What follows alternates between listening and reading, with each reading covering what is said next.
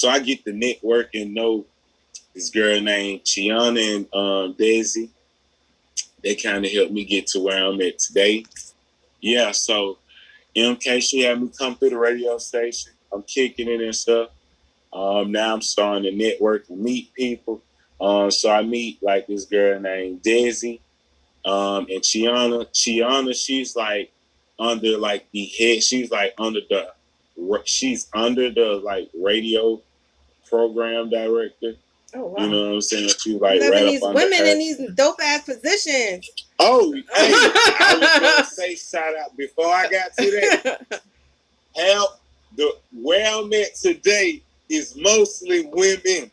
I love it. Big shout out to the women. If you do an article, make sure you put in there that I sing big shout out to black women. Shout out to because these two women, like by the time I get to the end of the story, I know you're gonna be saying it's dope as hell, but they helped me get to like kind of where I'm at right now. So I meet these two women and I try to figure out, I don't know between the two who got the most authority or who what. I just see that they both got some ranking in here. You know what I'm saying?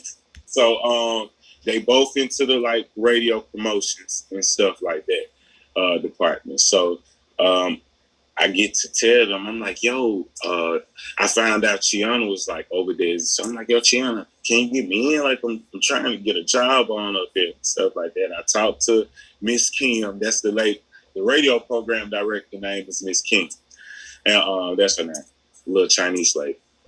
Little Chinese or Asian. She one of them. That's how she looks. But so I'm like, yo, I talked to the lady. I tried to see if I get a job. She told me like I had high freeze. I told her like, if y'all need some help, like I'll do anything. Like whatever y'all need, I got you. So she was like, appreciate that, Jay. Thanks. She was like, if we need something, we'll hit you up. I'm like, all right, cool. Some events was coming up. They needed help. They was hitting me up. And like, so every time I just made my, I learned in this industry it's all about being available.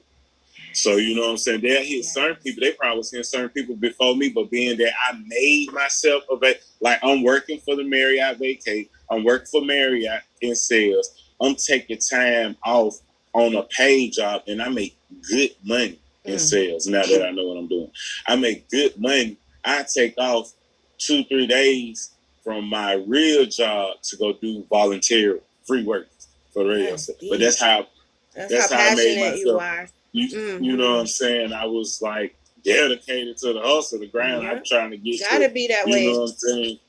I'm like, I know in my mind moving here in Orlando because it's like a big entertainment city anyway. Disney, all this other stuff. So I really kind of like got into like entertainment once I started interning at that studio.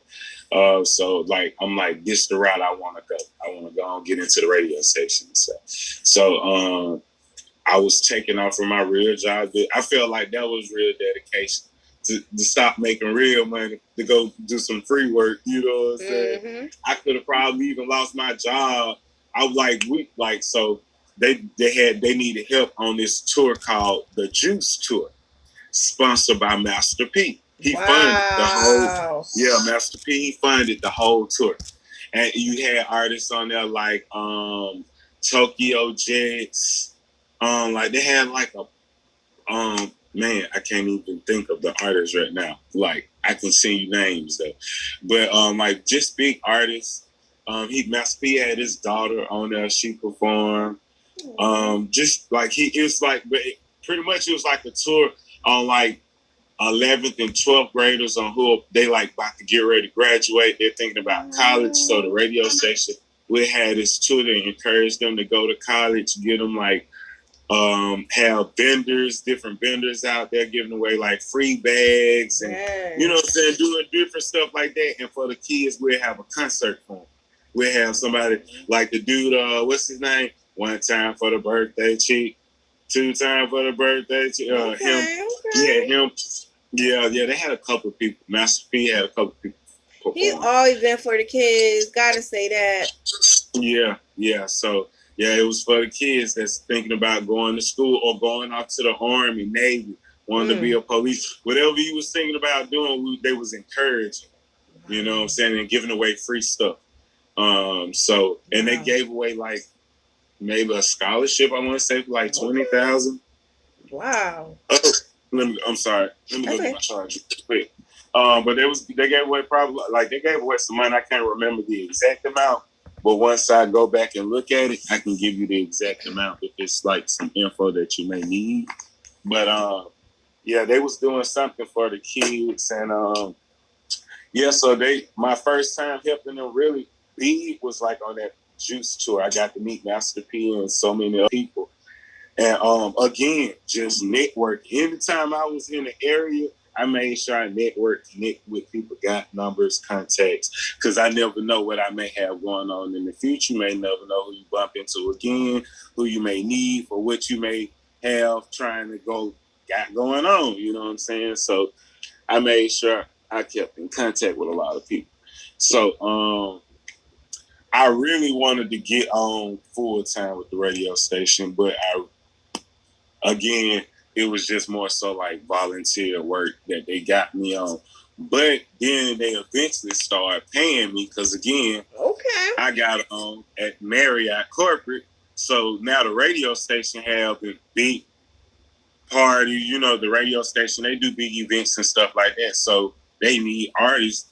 Artists need rooms. You know what I'm saying? So now they hit me up. They like, yo, Jay, we'll pay you. Can you book us these rooms on the back end? We'll pay you on the back end on your discount. So I'm like, yeah. So I'm like, cool. So like right before the pandemic, we had a big concert. I booked the room for the Baby and Meg and the Stallion. Hey. I got a chance to meet them. Yeah, I booked rooms for them. And I meet people in the club for my owner. I booked the room for Cardi B, but this was like Cardi B in the beginning, like Love and Hip Hop Cardi B. Dope. You know what I'm saying? So there's like this. She went at her stage now, but this like her beginning stage. You know what I'm saying? But like I'm booking rooms for different people, and while I'm booking these rooms for different people, I'm getting managers contacts, and I'm networking with different DJs. So now, if the managers need an artist music played, I get it played by the DJs in the club. I'm getting local artist music played. Different things of that nature. So, of course, during the pandemic, a lot of stuff kind of slowed down. And then the radio station had this big project called the Black Room Project. It was like a virtual experience via Zoom. They had like a couple of people there on it. They had like Doc Winters there. They had Arnold Taylor, D. Royale, Sam the Hype Beast. They had a couple of people there. A bunch of different vendors, Sean, John. Yeah, it was a bunch of different people, vendors there. But so the two girls I was telling you about, Desi and Chiana, they set this virtual event up.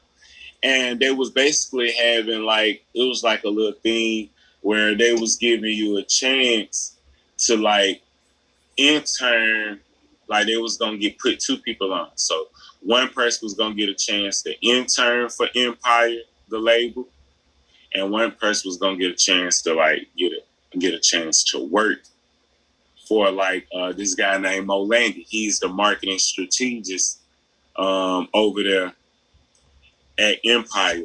So it was like a big thing, like where a whole bunch of people had to sign up if you wanted to get interviewed for it. So it was called, you had to do like this elevator pitch. I never heard of it. I learned it on the fly. So one night I'm in my room chilling, and I get a phone call from Des and Chiana. They was like, hey, yo, Jay, we got this virtual event going on called a Black Room Project. We're going to have a bunch of people and different vendors there. Big people from Spotify, the label Empire, the Baby Management. It's going to be like a dope experience. We have a lot of people who submitted for these positions, but you don't even got to submit. We submitted for you. So they was like only 3 people it was like maybe 200 people applied. Only 3 people can only get a chance to interview. And then even if you become one of the 3, you still got to be the one to win you know what I'm saying, to get the job. You know what I'm saying? But it was 2 stages again. One, they had they had like 2 groups. So it was a group for that intern position, and then the one for the Mo Landy, the marketing strategist. It's a group for that position. So you got like a total of 6 people have to do this, go through these interview questions. But in my group, it was just us 3, and they had their own 3. So I ended up being one of the 3 that got chosen. I ain't even submit. They just hit me up and told me they wanted me to be one of the 3. Period. Okay. Because I was like a bug. They like, yo, we can't get you on at the radio station, but we know you out here working hard. We see your hustle. We're going to put you on to something. You know what I'm saying? I'm like, that's dope. So they was like, but it's still on you to win. Like, we don't make that decision. Like, y'all have to do an elevator pitch. So I'm like, what's the elevator pitch?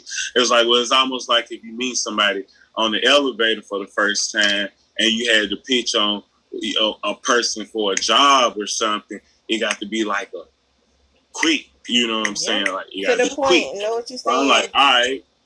Yep. So I'm like, okay, I think I can do it. My only concern was I'm a very confident person, but I just did, I think anybody would have been thinking about the other 2 people you going against. Like, I don't know what's their experience like.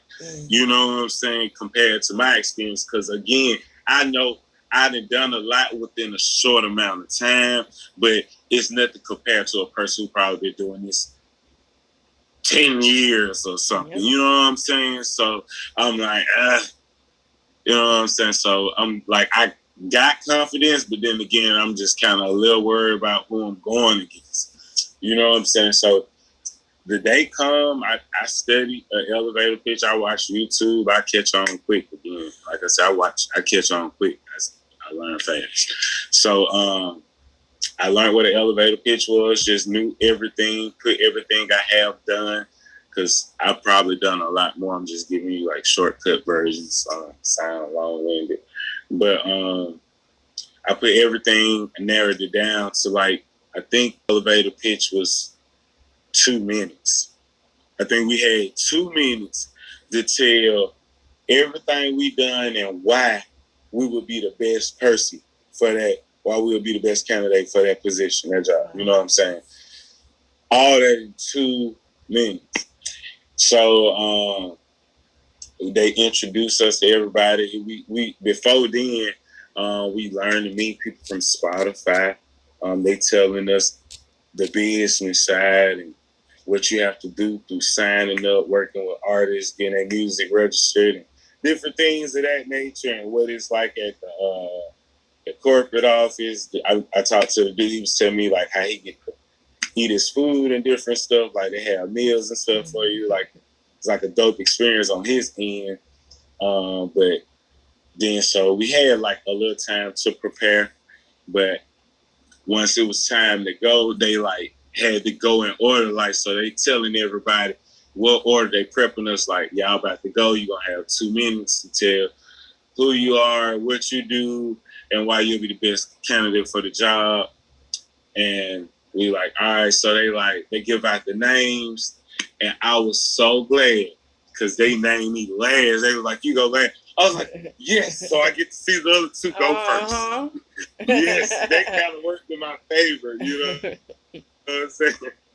Because I'm going to watch them, see what they do and know what not to do. Yeah, you know what I'm saying? So the first dude go, he do his little introduction and stuff. And his was okay. When he started telling what he did, though, I knew I had him in the bag. You know what I'm saying? The second dude that went, he was good. He had school background, but he was like very informative. Like he gave them a lot of knowledge about the company. He didn't tell like why he was like the best person for the job. Oh. You know what I'm saying? That's what he the first dude messed up at, he was kissing ass. So the first dude introduced himself. He was like, it's such an honor to be in front of you. I read your background. I saw that you done work with the likes of Fat Joe, Remy Ma, Baby Fat. He was just naming all these people. You know what I'm saying? Like, he was like just kissing butt. Like, it's definitely an honor. You know what I'm saying? He was just kissing butt. It's 2 minutes. Right. So he wasted time. He wasted time kissing ass. The second dude wasted time giving them information they already knew about themselves. So me, when I go, I tell them who I am, everything I've done, and like so happily, one of the artists that I've got music to get played in the clubs for and done work for is an artist that's on the actual label. Wow. That they do management work for. So I'm telling them how I could be beneficial to them, what I've done, what I'm looking forward to do.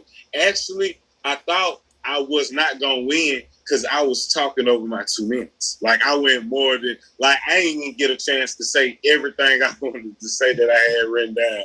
Like, I was talking my 2 minutes, but I was hitting points, though.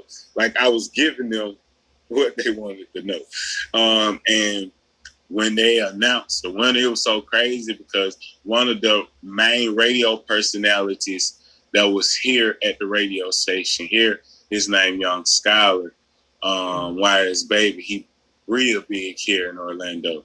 He hosted the BET Awards too. Wow. Yeah. He ended up moving from here to where I'm originally from in Birmingham, Alabama. And he was the host. So he hosted his live event from the radio station there. This radio station I never got a chance to go to, or I always wanted to go to. When they announced the winner, he announced that I was the winner from the radio station where I'm from. Wow. That was so dope. And so full circle moment. So wow, it had to feel so impactful, all your hard work. Man, oh my god. Like, I literally shed a tear. Like, I bet. Like, anybody would. That was so big for me. Like, when they announced that I was the winner, because I like I said, I didn't get a chance to say everything I wanted to say. I'm like, damn, I was still talking. I probably messed up.